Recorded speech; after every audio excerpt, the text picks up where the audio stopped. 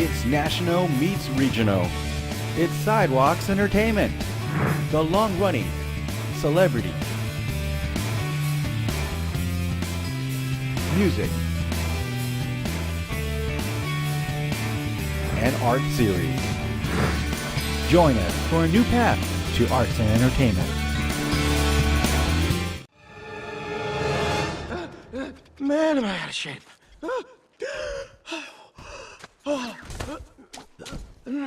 There we go. Hey, Anna! Sven! Where'd you guys go? We totally lost Marshmallow back there. Hey! We were just talking about you. All good things? All good things? No! This is not making much of a difference, is it? Hang in there, guys! Our guest today is a talented actor of the stage, the film, the television, the voice, the everything. He really can do it all and can be seen in the animated feature film Frozen. I'd like to welcome Josh Gad to Sidewalks. Hey Josh, it's so great to have you with us today. Thank you so much for having me on. Well, I know that you are married and have a family, but tell me a little bit about how you got started as an actor.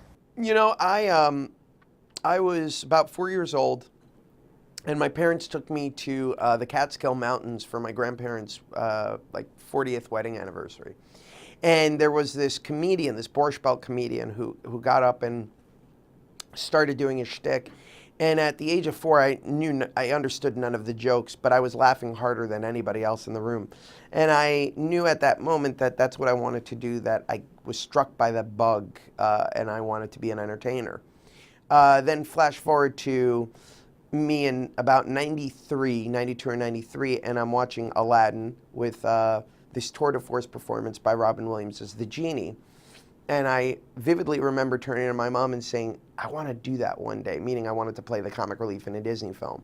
So to then have this kind of wish fulfillment moment where I am now that role in my own Disney animated movie, it really is a dream come true.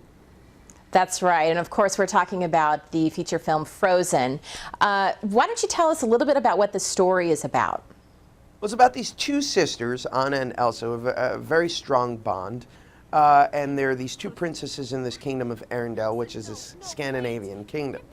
And as they come of age and Elsa becomes queen, she has these magical powers that she's been suppressing for all of these years. And those powers come out in a way that I think scares a lot of people, and they accuse her of sorcery.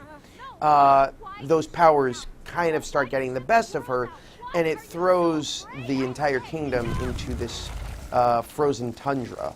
And so she runs away, and it's up to her sister Anna and a group of companions, including my character Olaf, a walking, talking snowman, to help find Elsa before the kingdom is forever in an eternal winter.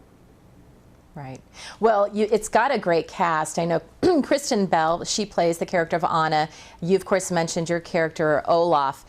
Did you get a lot of opportunity to sort of develop Olaf into kind of who you thought maybe this character should be, or did they kind of have a preconceived idea of, okay, this is what we're looking for? No, they couldn't have been more collaborative, and they really allowed me to explore different things, and it became apparent early on in the process. You know, they brought me in for a test one day, and the very first recording session I ever did was just like basically an improv session where it was really about discovering the voice. And that test that we did simply for the purposes of rough animation is the final scene you see in the movie now for Olaf's introduction when we first meet the character. That was that very first session we did. So it was a pretty quick process in terms of figuring out the right sound. And that sound came from a place of wanting to have a childlike sense of wonderment, wanting to encapture what it would be like to be a little kid in a snowman's body, a little kid who's been given the gift of speech but doesn't really understand the words,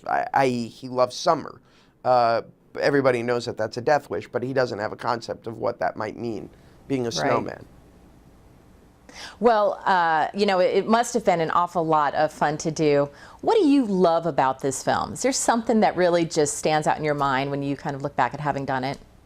I love the fact that it makes me feel the first way I felt when I saw Beauty and the Beast in a theater. I love the fact that it makes me feel the first time I ever saw Lion King.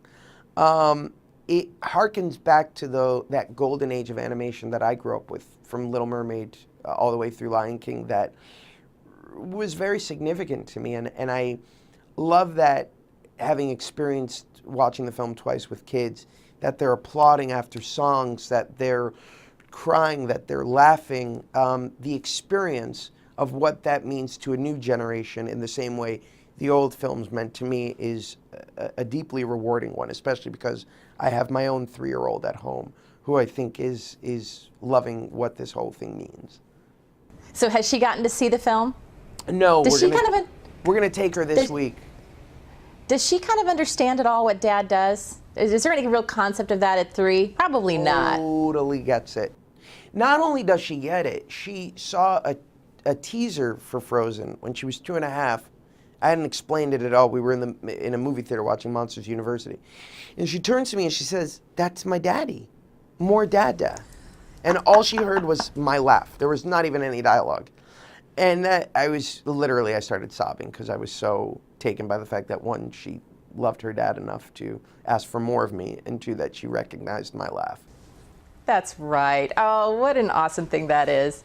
Well, listen, as we close, if your daughter were to come to you one day and say, "Hey, Dad, I'd like to be an actor like you," what would you say to her? Was there any advice?